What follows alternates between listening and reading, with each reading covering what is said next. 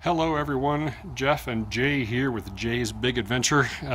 We're headed up to Yellowstone tomorrow for just a couple day ride up through the Yellowstone National Park. So I wanted to check the bike over this morning and found out my brake pads on the front are just about gone.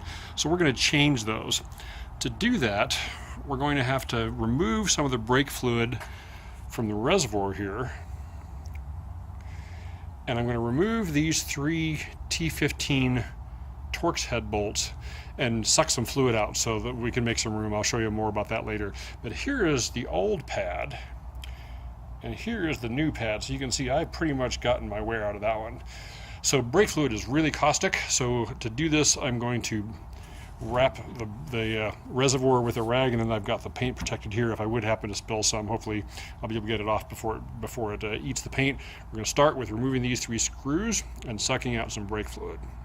These are all the tools that we need to do this job. This is a Torx T15 bit.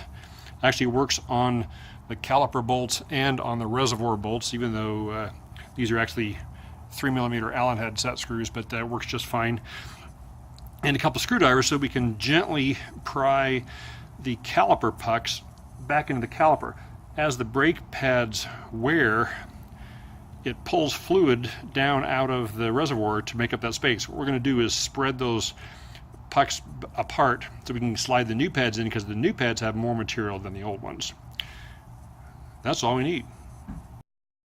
I now have the brake fluid reservoir cover off, and I'm just going to use this big syringe to suck some brake fluid out of the reservoir. Okay, I've now sucked some brake fluid out of the reservoir, and now when I compress the pistons back into the calipers, I will have room. If you do not do this, when you push the pistons back into the calipers, this will overflow, it will spill onto the paint, and it goes downhill from there, so don't do that.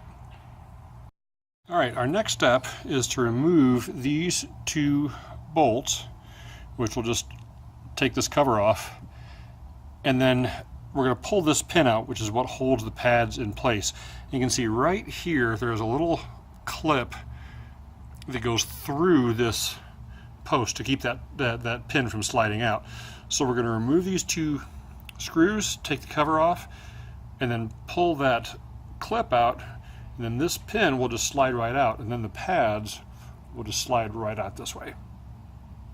So I've got the retaining clip and the retaining pin out, and you can see here's the pad, okay? Here's the rotor and here's the other pad. And what we need to do is we need to compress these pistons back into the bore, because the new pads are thicker than the old ones. They're not going to fit. So we've got to press those back into the bore. So what I'm going to do, put this back in here just for a second, and I'm going to gently pry, put a screwdriver in here between the rotor and the pad, and gently pry those pucks back into the cylinder bores.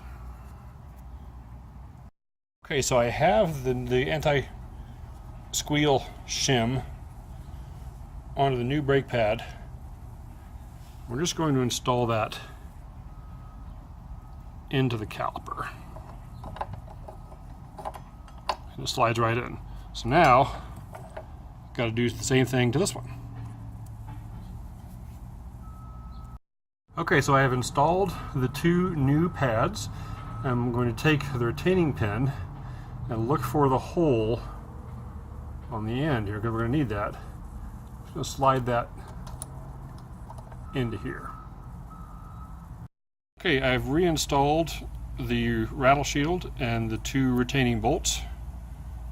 And these are also, it's actually a hex nut, but a T15 Torx wrench works just fine, which is what you need for up on the brake fluid reservoir. So I've got those back installed, and now all I have to do is do the other side. Okay, last step is to double check our work, make sure that our fluid level is where it should be, and we are good right at the full line.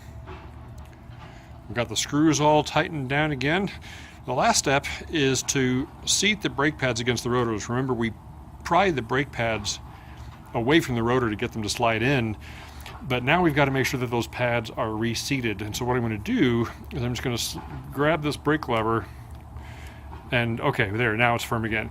If you don't do this, that first time you go up to a stop, the lever is going to come all the way to the grip. It's going to be a little terrifying. So make sure you pump that a couple times, make sure that you are good to go, and we are. And so now the last step is a good test drive.